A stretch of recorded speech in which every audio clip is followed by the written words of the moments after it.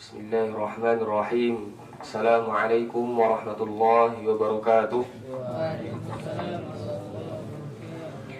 Alhamdulillah, alhamdulillahi rabbil alamin, wa bihi nasta'in wa ala umuri dunya waddin. Assalatu wassalamu ala ashrafil anbiya'i wal mursalin wa ala alihi wa sahbihi wa man sara ala nahjihi ila yaumiddin. Amma ba'du. Qala Allah Ta'ala fil Qur'anil Karim, A'udzu billahi minasy syaithanir rajim. Ya ayyuhalladzina amanu taqullaha haqqa tuqatih wa la tamutunna illa wa antum muslimun. Wa qala aidan, wa anzalna minas sama'i ma'an tahura. Wa qala Nabiuna Muhammad sallallahu alaihi wasallam fil bahri huwa at-tahuru ma'uhu wal hillu maitatuhu. Teman-teman sekalian, pada pagi hari ini kita kembali lagi pada kajian rutin kita, yaitu kajian visa. Kajian yang membahas seputar fikih Islam dan bahasa. Yang pada pagi hari ini kita akan beranjak ke bab yang baru, yaitu babul aniyah, bab yang menerangkan tentang wadah-wadah. Yang pada pagi hari ini juga kita beranjak ke hadis yang ke-14. Langsung saja, bismillah. An Hudzaifah ibni Yaman radhiyallahu anhuma, dari Hudzaifah ibni Yaman radhiyallahu anhuma, qala, berkata siapa Hudzaifah, qala Nabi sallallahu alaihi wasallam, berkata siapa Nabi sallallahu alaihi wasallam, la tashrabu fi aniyatiz zahabi wal fiddah, janganlah kalian minum di dalam wadah-wadah yang terbuat dari emas dan perak. Wala ta'kulu fi sihafihima, dan janganlah kalian makan di dalam piring-piring yang terbuat dari keduanya.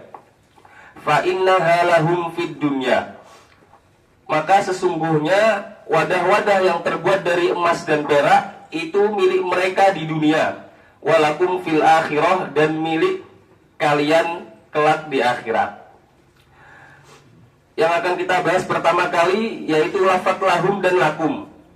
Kembali kemana lafaz lahum dan lakum ini? Kembali kemana dhamir lahum dan lakum ini? Di dalam tahlilul lafzi dikatakan bahwasannya lahum itu dhamir yang kembali kepada orang-orang kafir, sedangkan lakum itu dhamir yang kembali kepada orang-orang muslim. Maka secara artinya yaitu sesungguhnya wadah-wadah yang terbuat dari emas dan perak itu milik orang-orang kafir di dunia. Walakum fil akhirah, dan milik kalian orang-orang muslim kelak di akhirat.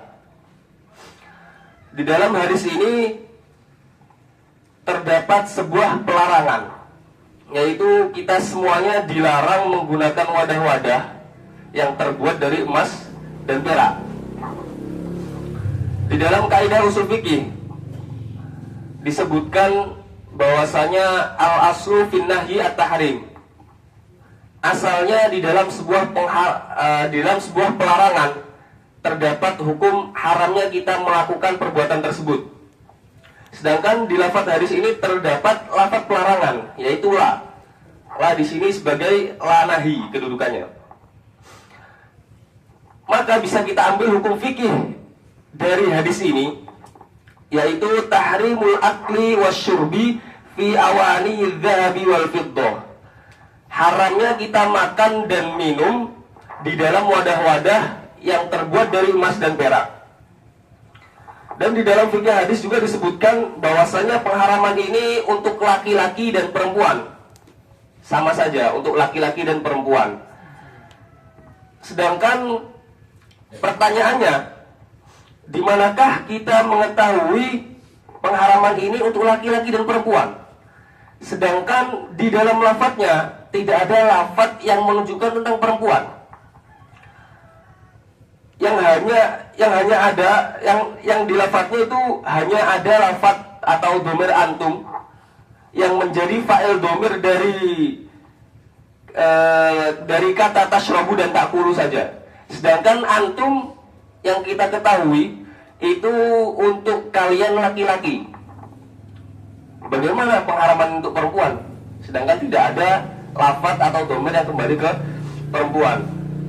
Teman-teman sekalian, di dalam sedikit pembahasan tentang bahasa, bahwasanya lafaz antum ini memang asalnya untuk jamak mudzakkar mukhatab.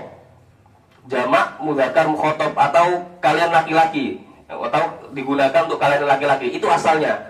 Akan tetapi di beberapa kondisi antum ini tidak hanya digunakan untuk kalian laki-laki saja.